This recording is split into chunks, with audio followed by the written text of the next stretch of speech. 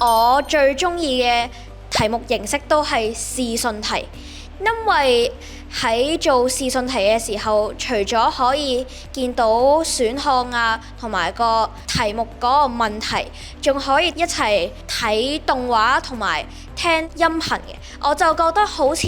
個題目同我哋傾偈講嘢咁樣，好生動。我覺得最難忘咧係我哋準備比賽嗰陣咧，我哋會做好多測試，然後每次測試因為個題目差唔多，而我哋咧就可以睇住我哋嘅時間同埋準確度不斷上升啦，時間越嚟越短，咁我就覺得好有成就感。我覺得呢個比賽入邊最具有挑戰性嘅都係我啱啱講嘅嗰題，係故宮個排序啦。嗰陣時我哋係應該係睇漏咗啲筆記，所以咧去導致我哋去做唔到嗰題啦。我就覺得咧，成個比賽當中咧，最難忘嘅部分咧，就梗係我哋答題之中遇到嘅嗰啲好挑戰性嘅題目啦。佢亦問咗：請問天門洞係喺邊個地方啊？經過我哋深思熟慮，我哋用排除法去排除咗嗰啲唔可能嘅答案。咁呢個比賽涵蓋嗰個面咧係比較闊嘅，佢真係歷史啊、文化、名言名句啊各方面都有嘅，而且亦都同教育局嘅一啲建議篇章咧，亦都有一啲嘅銜接嘅部分嘅。咁變咗喺教嘅過程當中咧，其實有部分篇章其實對佢嚟講係溫故知新嘅，咁變咗亦都能夠深化到佢哋嗰個對於呢啲嘅文章啊、歷史啊嘅認識嘅。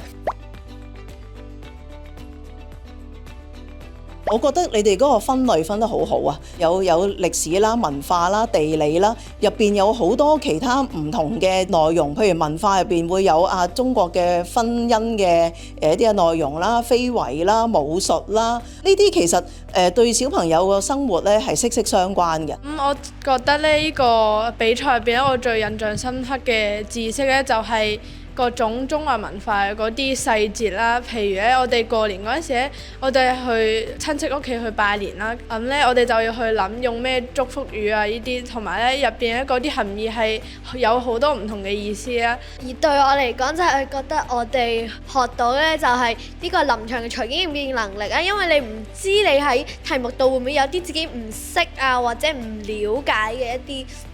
方面。其實我都好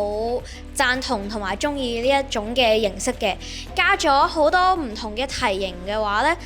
就會有一種由淺至難嘅遞進，呢種遞進趣味性都提高咗唔少嘅。我哋除咗要喺裏邊揾答案啦，咁仲可以培養我哋嘅思維能力啦。有時候影片題可能唔會直接説明嗰個答案，咁都需要我哋推理去思考啦。咁其實咁樣都好有助訓練我哋嘅腦袋嘅。